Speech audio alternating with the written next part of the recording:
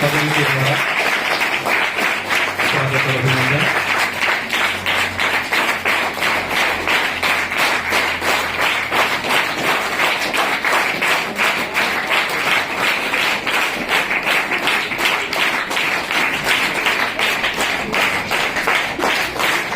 साथ ही शॉल बनाकर स्वागत और अभिनंदन।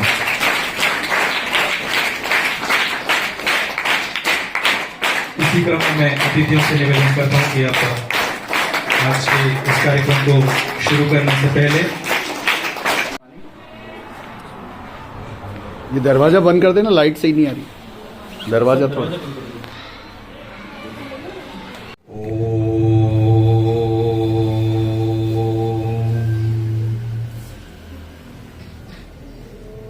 महात्मा गांधी स्कूल नापला में युवा दिवस, जो कि स्वामी विवेकानंद के जन्म दिवस के दिन मनाया जाता है,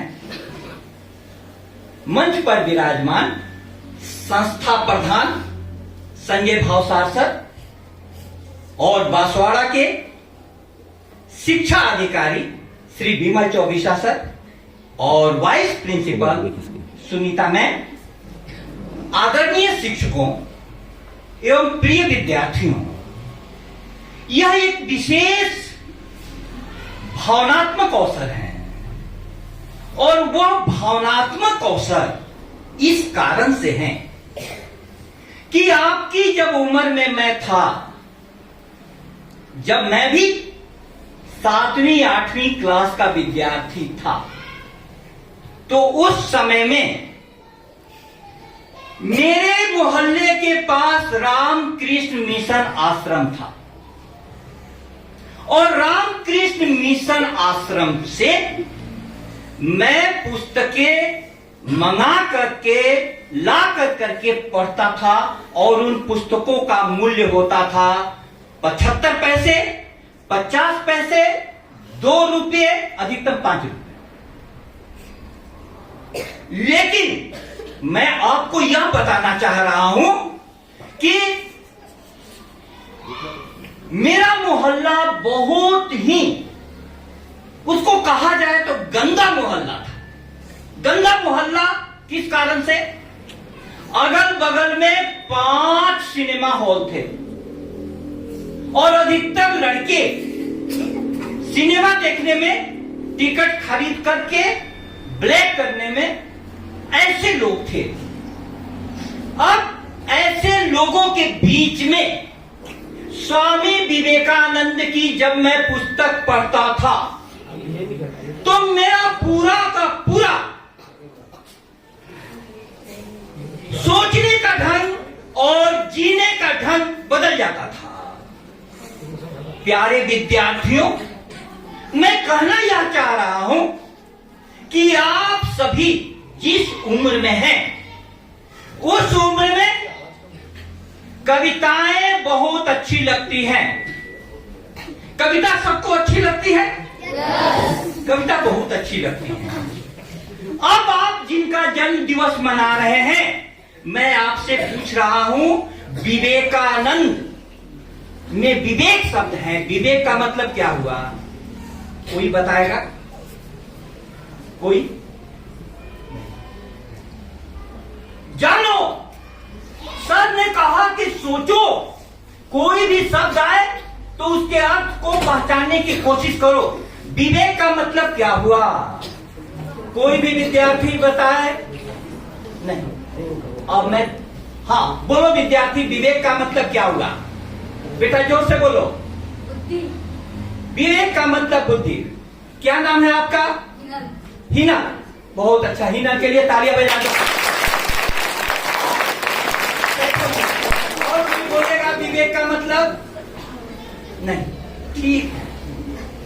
विवेक का मतलब अब मैं तुम्हें समझाऊं। मेरे साथ कविता की एक लाइन बोलो, मैं तुमसे कनेक्ट कर सकूं, तब मेरा बोलना सार्थक होगा। क्या कभी तुम जान पाए? जीत क्या है, हार क्या है? जीत क्या है, हार क्या है? इस जरा सी जिंदगी में, इस जरा सी जिंदगी में जिंदगी का सार क्या है? जिंदगी का सार क्या है?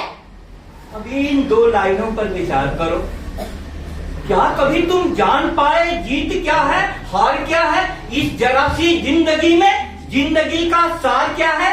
हिनल, आपने कहा विवेक का मतलब बुद्धि, लेकिन भारतीय संस्कृति में विवेक का मतलब कुछ और होता है। महात्मा गांधी आपके स्कूल का नाम है। महात्मा गांधी ने स्वामी विवेकानंद की पुस्तकें पढ़ी तो उन्होंने कहा कि मेरी देशभक्ति 100 गुना बढ़ गई। दूसरी तरफ सुभाष चंद्र बोस स्वामी विवेकानंद के बारे में बोलते हैं कि यदि स्वामी जी जिंदा होते तो मैं उनके चरणों के नीचे अपनी जिंदगी बिता देता। उस सुभाष चंद्र बोस की आईसीएस में सफलता मिली। सुभाष चंद्र बोस को आईसीएस जैसी नौकरी में सफलता, बुद्धि क्या कहती है? हानि और लाभ। आईसीएस में सफलता के बाद उनको धन, पद, प्रतिष्ठा सब कुछ मिल गया। धन, पद, प्रतिष्ठा यदि सब कुछ मिल गया तो क्या बुद्धि वाला व्यक्ति उसको छोड़ना चाहेगा? हिनल, बताओ। बुद्धि वाला व्यक्ति धन, पद, प्रतिष्ठा, आईसीएस की नौकरी छोड़ना चाहेगा? नहीं, नहीं। उन्होंने अपने मां को एक पत्र लिखा और मां को पत्र में लिखा कि मेरी मातृभूमि मुझे याद कर रही है, मैं इस नौकरी को छोड़ना चाहता हूं। सारे लोगों ने मना कर दिया, फिर भी उन्होंने नौकरी छोड़ दी कि नहीं? आईसीएस की नौकरी छोड़ दी। आईसीएस की नौकरी छोड़ दी। क्यों? हिनल, बुद्धि नहीं होता है विवेक का मतलब। विवेक का मतलब होता है जिंदगी में सार क्या है और असार क्या है। इसको थोड़ा और दूसरे शब्दों में मैं समझाऊं आपको। सार क्या है, असार क्या है? आप सभी को जिंदगी में बचपन में खेलना कूदना अच्छा लगता है? हाँ, जोर से बोलो। यस, खेलना कूदना अच्छा लगता है। आप सभी जब स्कूल में आए होंगे तो हंसते हुए आए थे कि रोते हुए? हंसते हुए। झूठ इतना तो मत बोलो। कोई भी बच्चा स्कूल जाता है तो उस दिन उसको रोते हुए ले जाया जाता है। रोते हुए क्यों? क्योंकि जिंदगी में सार पढ़ाई है, पढ़ाई एक सार है। अब तुम प्यार से कविता सुनो ध्यान से। क्या कभी तुम जान पाए जीत क्या है, हार क्या है? इस जरा सी जिंदगी में जिंदगी का सार क्या है? मिल गए जीवन डगर पर मन चले अनजान साथी, दे दिया अंतर उन्हीं को बन गए वे पूज्य पाती। प्रीति कर ली पर न जाना प्रीति का आधार क्या है? क्या कभी तुम जान पाए जीत क्या है, हार क्या है? तुम जो दोस्ती करते हो, दोस्त सबसे प्रिय होता है। मैं गर्ल्स कॉलेज में पढ़ाता हूं, लड़कियों के लिए सहेली सबसे प्रिय होती है। लेकिन दोस्त और सहेली तुमसे क्या पढ़ाई की बातें करते हैं? एकदम नहीं। जो बात करते हैं वो आसार है, आसार आसार आसार। भूल निज मंजिल गए तुम पग उन्हीं के संग बढ़ाए, और उनकी अर्चना में रात दिन तुमने लगाए। ये स्नेह की सौगात सारी उन सभी ने लूट खाई, प्यार का देकर भुलावा राह भी तेरी भुलाई। क्षण मात्र को न सोचा शांति का आधार क्या है? क्या कभी तुम जान पाए जीत क्या है, हार क्या है? तुम्हारा मंजिल क्या है? पढ़ करके जीवन को ऊंचाइयां देना। लेकिन दोस्त और सहेली जो बातें करते हैं उससे तुमको जीवन की ऊंचाइयां नहीं मिलती हैं, जीवन की नीचाइयां मिलती है। जीवन की नीचाइयां मिलती है। तुम देखना, अभी एक केस आया सर, मैं आश्चर्य कर गया। 9वीं क्लास की लड़की गर्भवती हो गई। पेपर में, समाचार पत्र में पहले पृष्ठ पर आया। और क्यों हुई? उसका अपने भाई के साथ शारीरिक संबंध। अब देखो समाज कहां पहुंच गया। उसने अपने भाई के साथ मोबाइल पर गंदी फिल्में देख ली और गंदी फिल्मों के अंजाम यह हुआ कि लड़की वह गर्भवती हो गई। और पेपर में पूरे समाज के लिए क्यों छापा गया? क्योंकि यह जीवन की बहुत बड़ी चेतावनी है। इस कविता के द्वारा विद्यार्थियों मैंने यह क्या कहा? तुम्हारे जीवन को ऊंचाइयां देने वाले तुम्हारे शिक्षक हैं। तुम शिक्षकों की संगति करना। पहला, सबसे पहले संगति शिक्षक की। लेकिन शिक्षक हर समय मौजूद नहीं रहेंगे, तब संगति करना उन पुस्तकों की जो तुमको शिक्षक बताए। दूसरा, जो शिक्षक बताए उन पुस्तकों की। मेरे जीवन में यह सौभाग्य रहा कि मुझे ऐसे लोग मिले जिन्होंने मेरे जीवन को ऊंचाइयां दी। तो विवेक का मतलब हिनल यह जान जाओ, जो जीवन को ऊंचाइयां देता है। कितने आईसीएस हुए, किसी का नाम लोग नहीं जानते हैं, लेकिन 23 जनवरी को सुभाष चंद्र बोस की जयंती मनाई जाएगी। नेताजी सुभाष चंद्र बोस को याद किया जाएगा। ये सार है, सार। अब दूसरा देखो, स्वयं स्वामी विवेकानंद, जिन्होंने पूरे विश्वविद्यालय का टॉपर विवेकानंद, उनकी क्या नौकरी नहीं लगती? नौकरी नहीं लगती? ये बताओ। जरूर लगती। जो विश्वविद्यालय का टॉपर था, लेकिन वो किसके शरण में गए? रामकृष्ण परमहंस, जो कम पढ़े लिखे थे। भारतीय संस्कृति को समझना हो तो ऐसे समझो, विश्वविद्यालय का टॉपर और कम पढ़ा लिखा रामकृष्ण मिशन, रामकृष्ण परमहंस के चरणों में सर झुका देता है। इसका मतलब क्या है? इसका मतलब है कि भारतीय संस्कृति सार कुछ और मांगती है। ठीक है, इतनी तो बात मेरी समझ में आ रही है। आप देखना, हम लोग जीवन में इसलिए हार जाते हैं कि असार को पकड़ लेते हैं, सार को छोड़ देते हैं। हंस जो है दूध को पी लेता है, पानी को छोड़ देता है। और हमारे हंस ऐसे हैं, पानी पी लेते हैं, दूध की तरफ देखते भी नहीं हैं। स्कूल की तरफ, शिक्षक की तरफ, अच्छी पुस्तकों की तरफ। दूसरा, विवेकानंद में शब्द आया है आनंद, आनंद, आनंद। कोई बताएगा आनंद का अर्थ क्या है? कोई भी विद्यार्थी बताएगा आनंद का अर्थ क्या है? हाँ बेटा, खड़ी हो जाओ। क्या नाम है आपका? ज्योति। बहुत अच्छा। ज्योति, बताओ आनंद का मतलब क्या है? आनंद का मतलब खुशी। ठीक है। जब दुख होता है तब तुम क्या करती हो? रोती हो।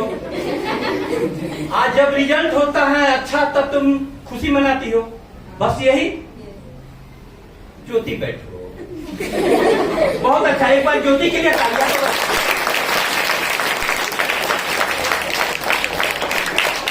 अब देखो, ज्योति ने कहा खुशी।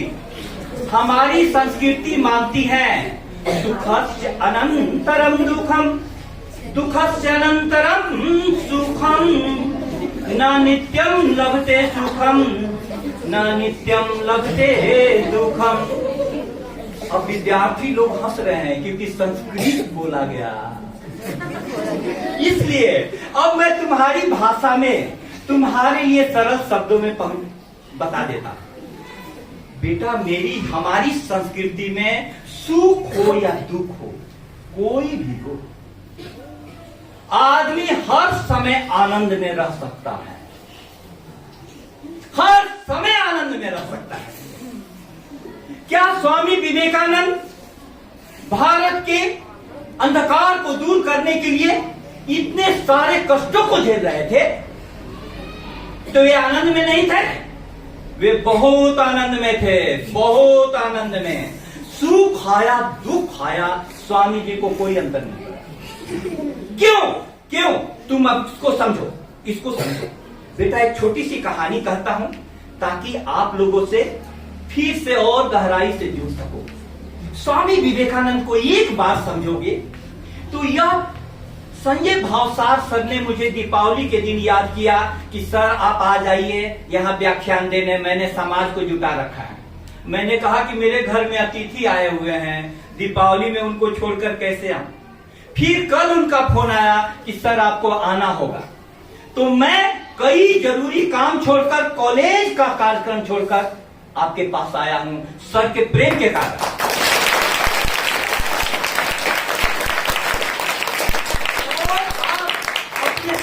खूबी नहीं जानते होंगे, हरिदेव जोशी राजकीय कन्या महाविद्यालय में कॉम्पिटिटिव एग्जाम के दौरान सर से मुलाकात हुई। सर से मुलाकात के बाद मैं इतना जुड़ाव इनसे महसूस करने लगा, क्योंकि इनका सारा जोर ध्यान पर। स्वामी विवेकानंद आपकी उम्र में भी ध्यान करते थे। मुझे बताया गया कि इस कक्ष में, पुस्तकालय कक्ष में ध्यान के लिए कुछ समय निकाला जाता है। मेरे प्यारे विद्यार्थियों, मैं ये कहना चाहता हूं, आपको एक छोटी सी कहानी सुनाऊं। कब व्यक्ति आनंद में होता है, कब व्यक्ति आनंद में होता है, इसको समझो। इसलिए मैंने कहा कि थोड़ा लेक्चर लंबा हो जाए, लेकिन विद्यार्थियों तक बात पहुंचे। हमारे तन का जन्म माँ बाप से होता है, तन का जन्म माँ बाप, लेकिन इस तन में एक आत्मा जो आती है वो परमात्मा के पास। किसके पास से? परमात्मा। अब दो चीजें हो गई, एक तन मिट्टी का है, एक दिन मिट्टी में मिल जाएगा, लेकिन इसी मिट्टी के तन में एक आत्मा है जो हमेशा ऊंचाइयों की ओर जाने की कोशिश करेगा, ऊंचाइयों की ओर जाने की कोशिश करेगा, उस परमात्मा के पास जाने का, क्योंकि वो उसी का अंश है, उसी का अंश है। और परमात्मा का की विशेषता हमारी संस्कृति ने क्या बताई है? परमात्मा की विशेषता हमारी संस्कृति ने बताई है सत चित आनंद। सत चित आनंद वही सत है, तीनों कालों में चेतना है, चेतना और आनंद। हमेशा परमात्मा आनंद में रहता है। अब तुमने आत्मा जो है इस ऊंचाई को प्राप्त करना चाहती हैं, इस ऊंचाई को परमात्मा बनना चाहती हैं, और हम मिट्टी के शरीर के साथ घसीटते रहते हैं। इसके कारण पशु कभी निश्चिंत आपको मिल जाएगा पड़ा हुआ, बिना चिंता के, लेकिन कोई आदमी बिना चिंता के नहीं रह सकता है। क्यों? इस बात को समझो, तुम्हारे मरण धर्मा शरीर में एक अमृत आत्मा है जो जब तक परमात्मा नहीं बन जाए तब तक वह चैन से नहीं रह सकती है। वो लेटा था जमीन पर, सुनो बहुत प्यारी लाइन, वो लेटा था जमीन पर, लोग कहते हैं कि मर गया। वो लेटा था जमीन पर, लोग कहते हैं कि मर गया, वो तो बेचारा सफर में था, आज अपने घर गया। एक बार ताली तो बजा दो। आज अपने घर गया। अपना घर कहाँ है? नापला में नहीं, कहाँ है? तो अपने घर चलना चाहेंगे? कोई नहीं चलना चाहेगा, कोई नहीं चलना चाहेगा।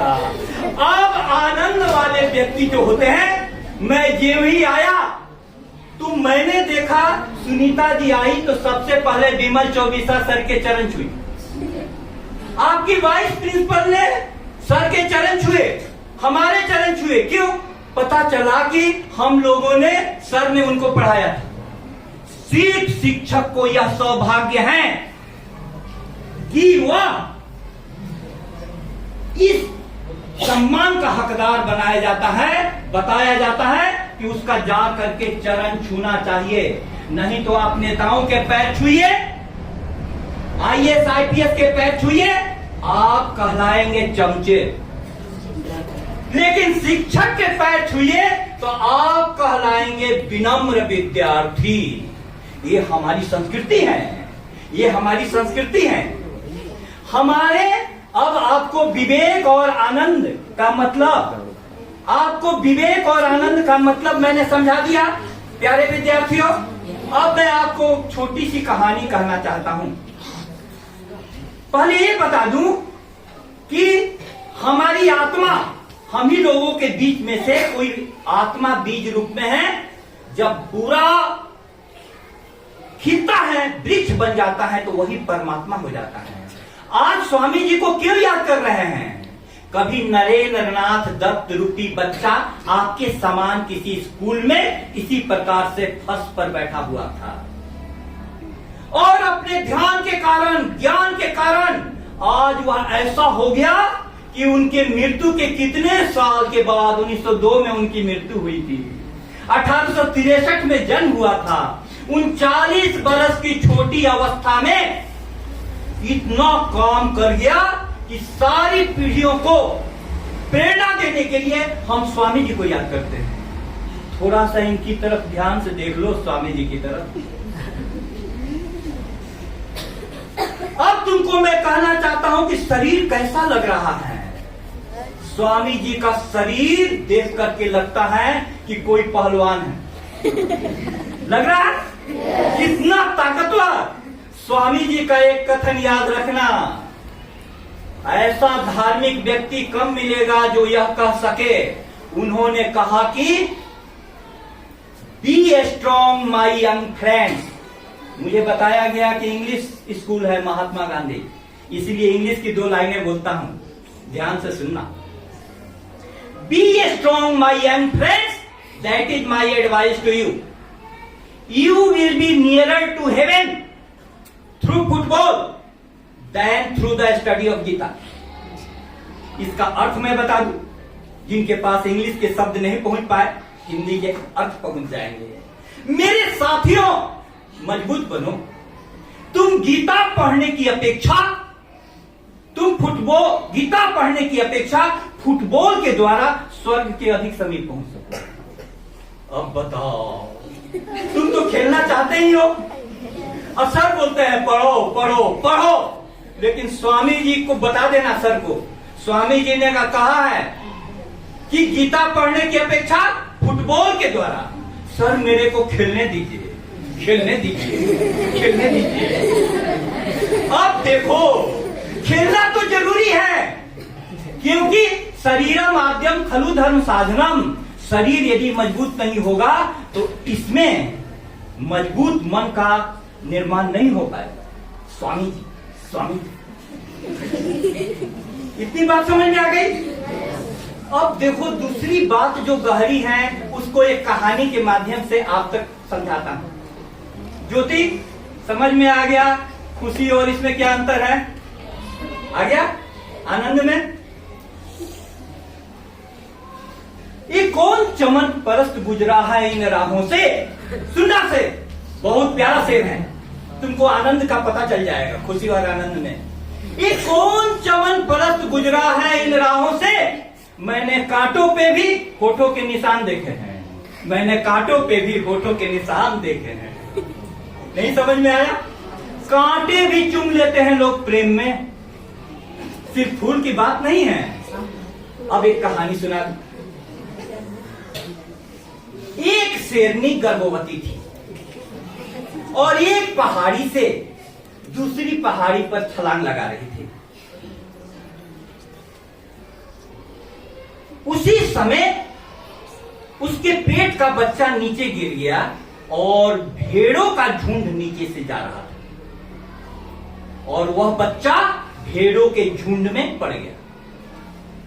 भेड़ों के झुंड में वह भेड़ों की तरह रहने लगा, रिड़ियाने लगा, मिमियाने लगा, लसर पसर कर चलने लगा। भेड़ें कैसे चलती हैं? रिडियाती है, मिमियाती है, लसर पसर कर चलती है। सब इसी प्रकार से, मतलब शेरनी का बच्चा भेड़ बन गया। कुछ दिनों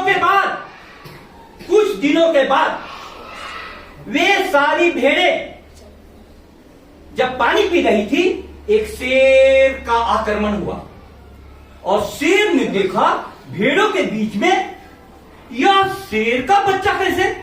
उसने उसको उठा लिया, शेर के बच्चे को उस शेर ने उठा लिया और लाया पानी में, उसको उसका चेहरा दिखाया और जोर से दहाड़ मारा।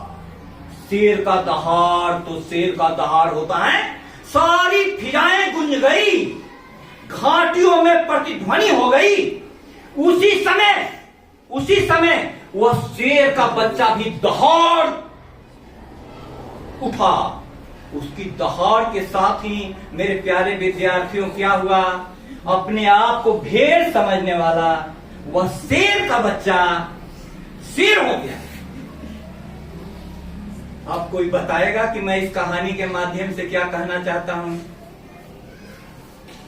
विद्यार्थियों, तुम लोगों की समझ, एक कहानी तुम अपने जीवन में बिठा लो, तुम्हारी जिंदगी बदल जाएगी।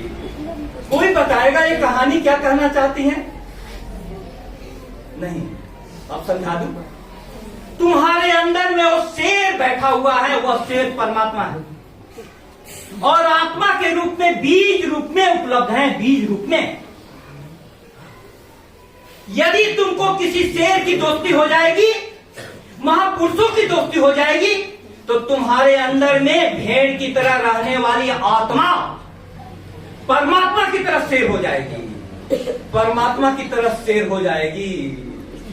तुम्हारे बीच से ही कोई अब्दुल कलाम निकलेंगे, कोई किरण बेदी निकलेगी, कोई इंदिरा गांधी निकलेगी, कोई लाल बहादुर शास्त्री निकलेंगे, कोई स्वामी विवेकानंद निकलेंगे। सब छुपे हुए हैं, सब छुपे हुए हैं, सब छुपे हुए हैं।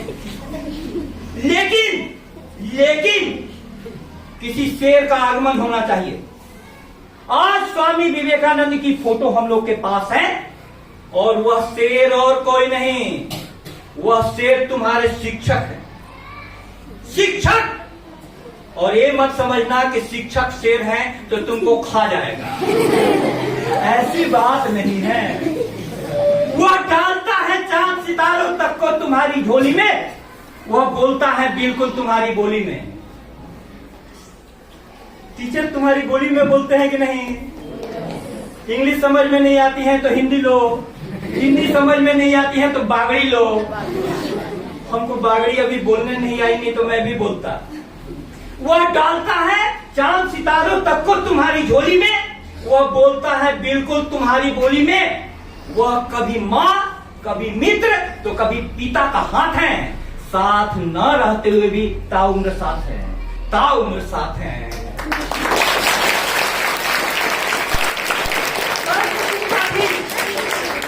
कि सर आप ऐसी बातें, सर को टेंशन होगा कि मैंने कहा कॉलेज के प्रोफेसर को बुलाना, बड़े बच्चों को, छोटे बच्चों को कैसे मैं बोलूं, कैसे मैं भूलूं? लेकिन मेरी बात आपको समझ में आ रही है? आ रही है बेटा? आपको मैं कहना चाहता हूं कि टीचर तुम्हारे जीवन में परिवर्तन लाने वाला सबसे बड़ा कारक है, लेकिन उनके पास प्यास के साथ तुमको जाना होगा। स्वामी विवेकानंद को नरेंद्रनाथ दत्त नाम था जब वे स्टूडेंट थे। एक प्रश्न ने बड़ा परेशान किया। प्यारे विद्यार्थी ध्यान से सुनो, वह प्रश्न क्या था? क्या प्रश्न था? वह प्रश्न था, क्या भगवान है? उन्होंने अपने प्रोफेसर हेस्टी से क्लास में पढ़ा रहे थे, पूछा क्या आपने भगवान को देखा है? प्रोफेसर हेस्टी एक टीचर, उसने कहा कितना ईमानदार उत्तर सर, मैंने तो भगवान को नहीं देखा है, लेकिन तुम दक्षिणेश्वर के संत रामकृष्ण परमहंस के पास जाओ, तुमको इस प्रश्न का जवाब मिल जाएगा। आज कोई विश्वविद्यालय का टॉपर किसी कम पढ़े लिखे व्यक्ति के पास जाए, लेकिन भारतीय संस्कृति दो प्रकार की सर विद्या मानती है, दो प्रकार की विद्या। एक है अपरा विद्या, अपरा माने जिससे तुमको नौकरी मिले, तुम इंजीनियर बन जाओ, डॉक्टर बन जाओ, टीचर बन जाओ, पुलिस अधिकारी बन जाओ। इसको कौन सी विद्या कहते हैं? जोर से बोलो, अपरा विद्या। अपरा माने आजीविका, अपरा माने आजीविका, नौकरी मिल गई, कैरियर डे, नौकरी पर जोर देता है। लेकिन प्यारे विद्यार्थियों, भारतीय संस्कृति नौकरी पर जोर नहीं देती है। आप आश्चर्य कीजिएगा, एक आईजी ने अपने आप को गोली मार ली। कुछ दिन पहले पेपर में आया था, कितने पुलिस अधिकारी, कितने आईएएस आत्महत्या कर लिए। और पढ़ने वाली कोटा फैक्ट्री में और भी मैं आपको गहरे खतरे की ओर ले जाऊं। अभी कॉलेजों में एक विशेष प्रकार का फॉर्म हम लोगों से भरवाया गया। सुप्रीम कोर्ट के निर्देश पर नेशनल टास्क फोर्स का गठन किया गया है और वह नेशनल टास्क फोर्स हम लोगों के पास गूगल फॉर्म भेज करके राय मांग रहा है। क्यों? क्योंकि उच्च शिक्षा में, हायर एजुकेशन में विद्यार्थियों में अवसाद की और आत्महत्या की घटनाएं बढ़ती जा रही है। ये शिक्षा ने तो जीवन देते थे, ये क्यों जीवन लेने लगे?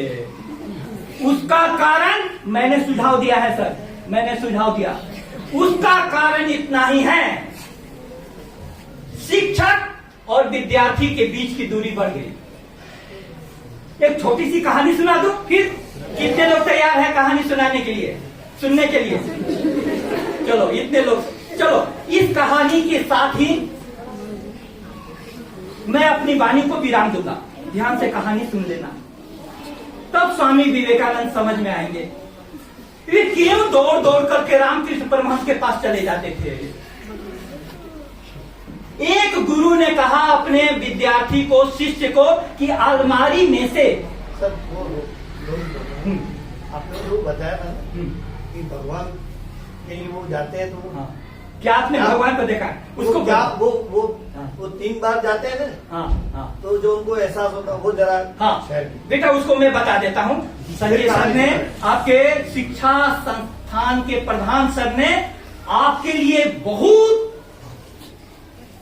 उपयुक्त प्रश्न पूछा है कि बाद में क्या हुआ, क्या उनको प्रश्न का उत्तर मिला कि नहीं।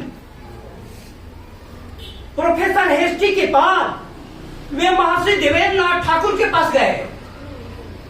देवेंद्र नाथ ठाकुर के पास रात में गंगा को तैर करके पहुंच गए और उनको पकड़ करके पूछा, क्या आपने भगवान को देखा है? उन्होंने कहा कि गजब, तुम ऐसे पूछ रहे हो। लेकिन उनके पास सही उत्तर नहीं था। उन्होंने कहा कि तुम्हारी आंखें ऐसी है कि तुम भगवान को देख सकते हो। विवेकानंद को सही जवाब नहीं मिला, तब वे रामकृष्ण परमहंस के पास गए।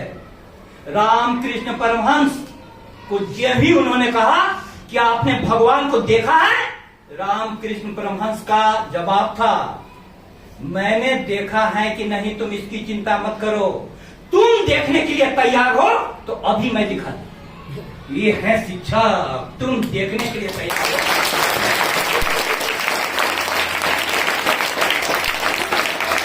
आप देखिए, इसी धरती पर कुछ लोग हैं जो आपको भगवान का दर्शन करा सकते हैं, अभी भी हैं। मैं नहीं मानता हूं कि अच्छे शिक्षकों से शिक्षालय खाली हो चुके हैं। मैं नहीं मानता हूं संतों से पृथ्वी खाली हो चुकी है। बस मैं इतना मानता हूं कि बुरे शिक्षक और बुरे संत समाचार पत्रों में घिरे हुए हैं। उनको एडवर्टीजमेंट नहीं मिलता, उनकी चर्चाएं नहीं होती, जो एकांत साधना में रहते हैं।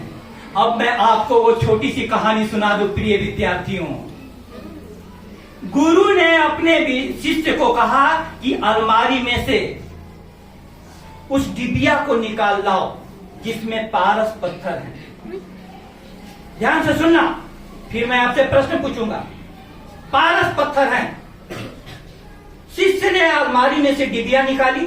उसने कहा कि गुरुजी, यह लोहे का डिबिया और इसके अंदर में पारस पत्थर हैं। आपने तो हमें पढ़ाया था कि पारस पत्थर के संयोग से, स्पर्श से लोहा भी सोना बन जाता है। यह लोहा सोना क्यों नहीं बना? गुरु ने कहा कि निकाल तो, डिबिया खोल तो। डिबिया को खोला गया। पारस पत्थर पतले झीने कपड़े में लपेटा हुआ था। गुरु ने कहा कुछ समझ में आई? तुम्हारे समझ में आई? कहानियां ध्यान से सुना करो, सोचा करो, तब तुमको उत्तर मिल जाएगा। गुरु ने कहा कि पारस पत्थर और लोहे के बीच में एक पतला कपड़ा, इस लोहे को सोने नहीं बनने दे। आज तो शिक्षक रूपी पारस पत्थर के बीच में और विद्यार्थी रूपी लोहे के बीच में गैर शैक्षिक कार्यों का पतला कपड़ा ही नहीं है, मोटा कंबल बिछा दिया गया है। मोटा कंबल बिछा दिया गया। कैसे लोहे सोने लगे? मेरे प्यारे विद्यार्थियों, मैं सोच करके आया था कि कुछ और बोलूंगा, लेकिन सामने में आप पढ़े तो मैं कुछ और बोल गया। लेकिन आप तक मेरी बात पहुंची तो संजय सर का इतना बड़ा समारोह पूर्णतः सार्थक हो जाएगा। मैं खुले विद्यार्थियों को बोलता हूं कि हर विद्यालय में कुछ विद्यार्थी होंगे। आपके पास कोई प्रश्न हो तो पूछ लो, उसके साथ मैं अपनी वाणी को विराम दे दूंगा। बहुत मुश्किल से कोई अवसर मिलता है, आपके लिए खुला है। किसी भी विद्यार्थी के जीवन का कोई प्रश्न हो, एक प्रश्न पूछ लो, यदि समय इजाजत देता हो तो। यदि विद्यार्थी नहीं पूछना चाहते हैं तो मैं चाहूंगा कोई शिक्षक पूछ ले, लेकिन एक प्रश्न इस शिक्षा संस्थान से सब जगह पहुंचना चाहिए। आप पूछ लो। यस सर, स्वागत है। नमस्कार करता हूँ सर आपको। नमस्ते सर, नमस्ते। मेरा प्रश्न ये है सर, आपका शुभ नाम सर? सर, मेरा नाम दिनेश जैन है, वरिष्ठ अध्यापक विज्ञान। हाँ, दिनेश जैन सर, फरमाइए सर। जैसा अभी आपने बताया कि आप कहने तो कुछ और आए थे और इनको देख करके कुछ और ही कहने लगे। तो कई बार हमारे साथ भी ऐसा होता है कि हम अपने विषय वस्तु को बहुत अच्छा तैयार करके क्लास में जाते हैं और पूरी मन में प्रबल इच्छा रहती है कि आज इस ज्ञान को हम इन विद्यार्थियों के हृदय में उतार देंगे, लेकिन वही स्थिति बदल जाती है और हम कितना सोच करके आते हैं कि ये पढ़ाएंगे और यहाँ आकर के स्थिति कुछ और मिलती है। अब इतना नहीं पढ़ा पाते और इनके बेसिक फंडामेंटल को क्लियर करने में ही लगे रह जाते हैं। विषय वस्तु कहीं और रह जाती है और विद्यार्थी का स्तर कहीं और चला जाता है। हमें ऐसे क्या प्रयास करने चाहिए कि हम इन बच्चों को इस तरह से पढ़ाएं कि अपनी विषय वस्तु भी पूरी हो जाए, इनके फंडामेंटल्स भी क्लियर हो जाए और वो जीवन में इनके आगे काम आ सके। बहुत अच्छा प्रश्न, आप जोरदार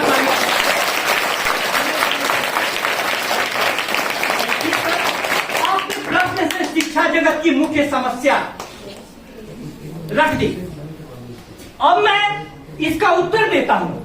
स्वामी विवेकानंद जब रामकृष्ण के पास शुरू में पहुंचे थे, उस समय स्वामी विवेकानंद जैसा तार्किक और संशयवादी आदमी ढूंढना मुश्किल था। रामकृष्ण ने तो स्वामी जी को देखते ही, नरेंद्र नाथ दत्त को देखते ही यह पहचान लिया कि यह व्यक्ति मेरे बहुत काम का है। लेकिन नरेंद्र नाथ दत्त का मस्तिष्क कैसा था? विज्ञान वाला।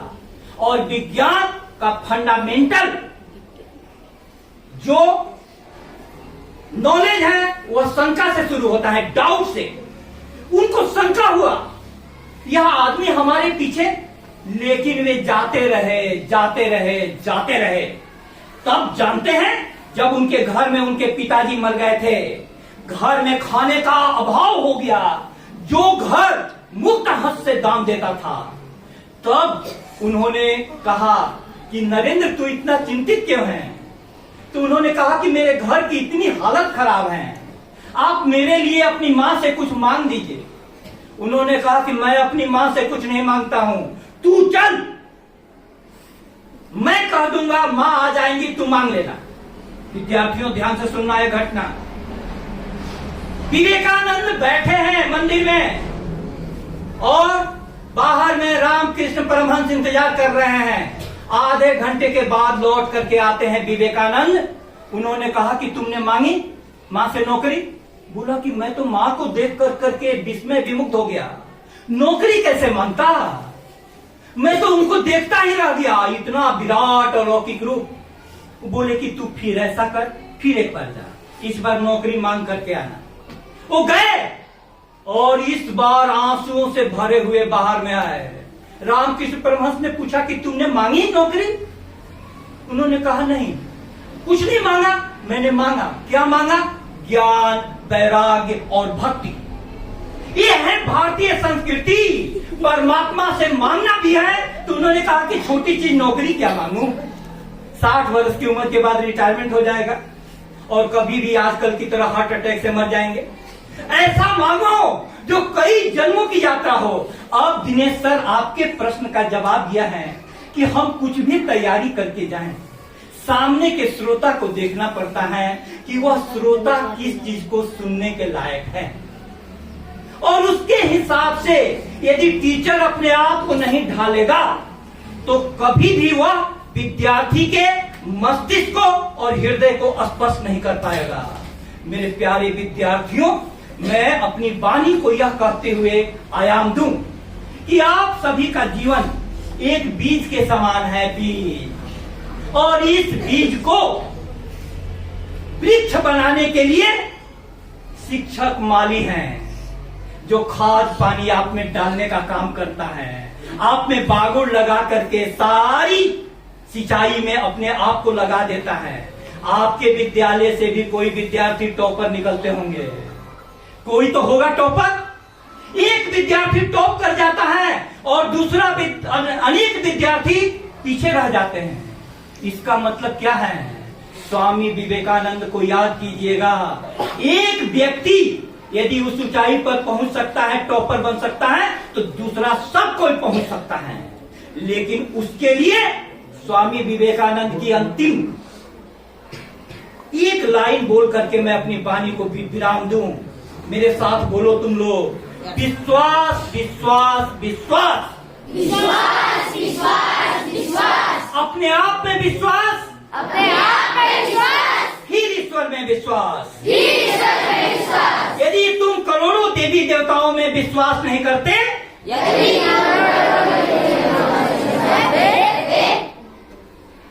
यदि तुम करोड़ों देवी देवताओं में विश्वास करते हो, किंतु अपने आप में विश्वास नहीं करते, तुम्हारी मुक्ति नहीं हो सकती।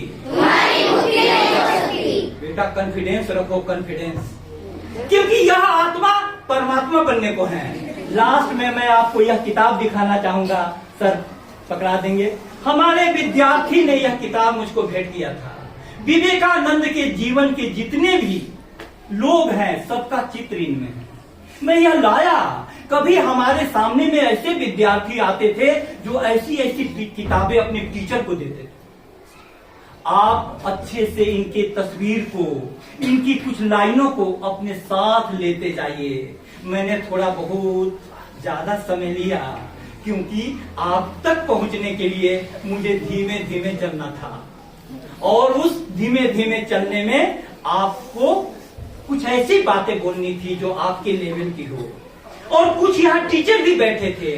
कुछ बातें ऐसी मैंने बोली जो सबके समझ में आ गया, कुछ बातें ऐसी बोली जो 23 विद्यार्थियों को समझ में आया, और कुछ बातें ऐसी मैंने बोली हैं जो सिर्फ टीचरों को समझ में आया है। अब मेरे जाने के बाद इस शिक्षा संस्थान में यह बात चले, जिनको जो समझ में आया वो सबको समझा दें। बहुत बहुत धन्यवाद।